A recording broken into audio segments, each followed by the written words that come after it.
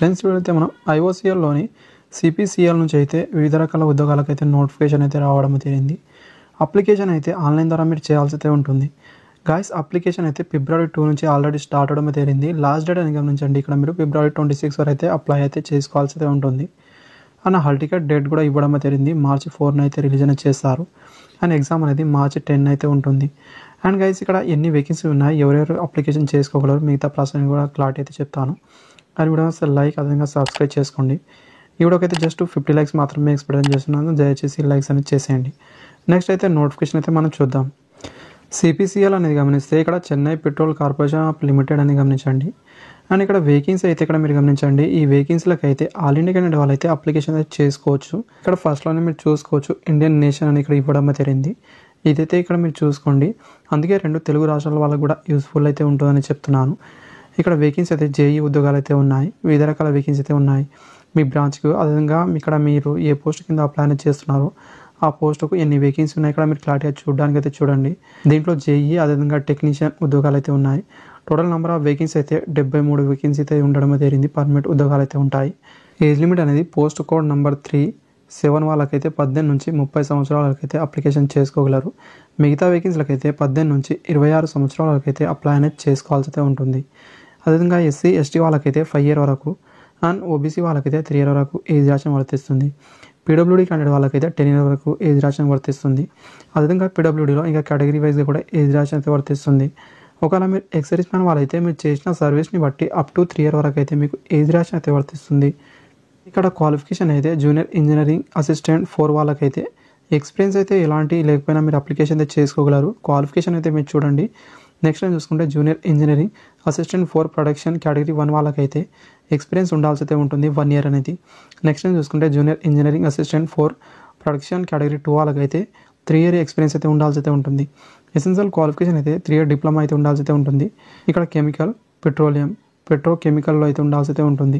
ఇక్కడ నుంచి డిప్లొమా చేసిన వాళ్ళు అయితే ఎలిజిబుల్ అవుతారు. లేదా బీఎస్సీ అనేది కెమిస్ట్రీ నుంచి చేసిన వాళ్ళు కూడా ఎలిజిబుల్ అవుతారు. మినిమం అయితే 60% మార్క్స్ అనేవి పాస్ అయి ఉండాల్సి అయితే ఉంటుంది. జూనియర్ క్వాలిటీ కంట్రోల్ అనలిటిక్ వాళ్ళకైతే బీఎస్సీ కెమిస్ట్రీ అయితే ఉండాల్సి అయితే ఉంటుంది 60% మార్క్స్తోని.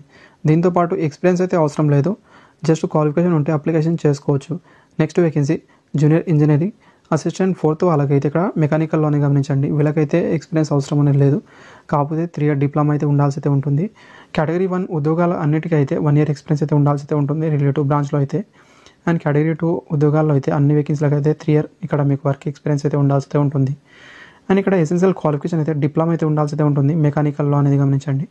60% మార్క్స్ అని పాస్ ఉన్న వాళ్ళైతే ఎలిజిబుల్ అవుతారు. Next junior engineering assistant 4th electrical వాళ్ళకైతే డిప్లొమా అయితే ఉండాల్సి అయితే ఉంటుంది. ఎలక్ట్రికల్ కావచ్చు, ఎలక్ట్రికల్ అండ్ ఎలక్ట్రానిక్లో ఉన్న వాళ్ళైతే ఎలిజిబుల్ అవుతారు. ఇక్కడైతే మీరు చూడొచ్చు కేటగిరీ 1 అని అదేవిధంగా కేటగిరీ 2 అని ఇవ్వడం అయితే ఎలక్ట్రికల్లో సేమ్ క్వాలిఫికేషన్ అదేవిధంగా ఎసెన్షియల్ క్వాలిఫికేషన్ కూడా సేమ్ అయితే ఉండాల్సి అయితే ఉంటుంది. నెక్స్ట్ అనేది junior technical assistant 4 fire and safety వాళ్ళకైతే ఇక్కడ 10th అనేది మీరు పాస్ అయిన తర్వాత సబ్ ఆఫీసర్ కోర్స్ అయితే ఉండాల్సి అయితే ఉంటుంది. మీకు అనేది నాగ్పూర్ నుంచి చేసిన వాళ్ళైతే ఎలిజిబుల్ అవుతారు. అదేవిధంగా ఇక్కడ చూసుకుంటే మీకు హెవీ వెహికల్ డ్రైవింగ్ లైసెన్స్ అయితే ఉండాల్సి అయితే ఉంటుంది. వాళ్ళకైతే ఎలాంటి ఎక్స్పీరియన్స్ లేకపోయినా అప్లికేషన్ అయితే చేసుకోగలరు మీరు. నెక్స్ట్ అనేది జూనియర్ టెక్నికల్ అసిస్టెంట్ 4th వాళ్ళకు ఫైర్ అండ్ సేఫ్టీ కేటగిరీ 1 వాళ్ళకైతే మినిమం 1 year ఎక్స్పీరియన్స్ అయితే ఉండాల్సి అయితే ఉంటుంది. సెలక్షన్ ప్రాసెస్లో ఫస్ట్ రైటింగ్ ఎగ్జామ్ అయితే ఉంటుంది. ఆఫ్టర్ అనేది స్కిల్ టెస్ట్, ప్రిఫిజింగ్ టెస్ట్ అయితే ఉంటుంది. తర్వాత ఫిజికల్ టెస్ట్ అయితే ఉంటుంది. ఈ ప్రాసెస్ అయితే నడుస్తుంది. ఎగ్జామ్ అనేది 120 మార్క్స్ అయితే ఉంటుంది. జనరల్ ఆప్టిట్యూడ్ అయితే ఇక్కడ 50 questions అయితే ఉంటాయి. అదేవిధంగా మీ బ్రాంచ్కి సంబంధించిన క్వశ్చన్స్ అయితే 70 అయితే ఉంటాయి. నెగిటివ్ మార్కింగ్ కూడా ఉంటుంది. 1/4 అనేది నెగిటివ్ మార్కింగ్ అయితే ఉంటుంది. అదేవిధంగా ఇక్కడ మీరు చూసుకుంటే మీకు ఎగ్జామ్ అనేది March 10 అయితే ఉంటుంది. ఓన్లీ చెన్నైలో మాత్రమే ఉంటుంది. ఇక్కడ ఇవ్వడం అయితే జరిగింది.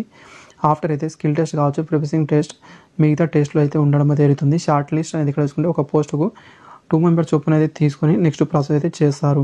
ఫిజికల్ టెస్ట్ అనేది హైట్ అనేది 165 centimeter అయితే ఉండాల్సి అయితే ఉంటుంది. అండ్ గైస్ ఇక్కడ మీరు చూసుకుంటే మీకు వెయిట్ అనేది 50 kgs అయితే ఉండాల్సి అయితే ఉంటుంది. అండ్ చెస్ట్ నార్మల్ 81 ఉండాల్సి అయితే ఉంటుంది.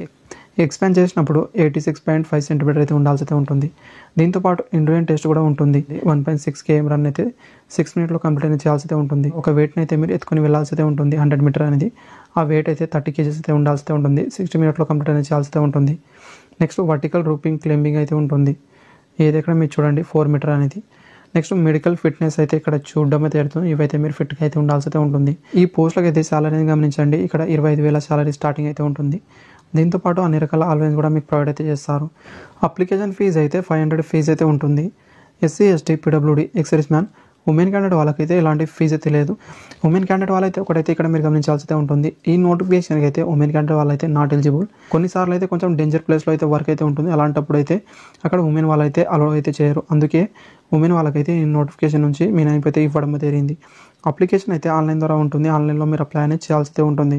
ఒకవేళ మీరు అప్లై అనేది చేసుకోవాలనుకుంటే కింద డిస్క్రిప్షన్లో లింక్ అయితే ఉంటుంది. అక్కడ నుంచి అయితే మీరు అప్లికేషన్ అయితే చేసుకోవచ్చు.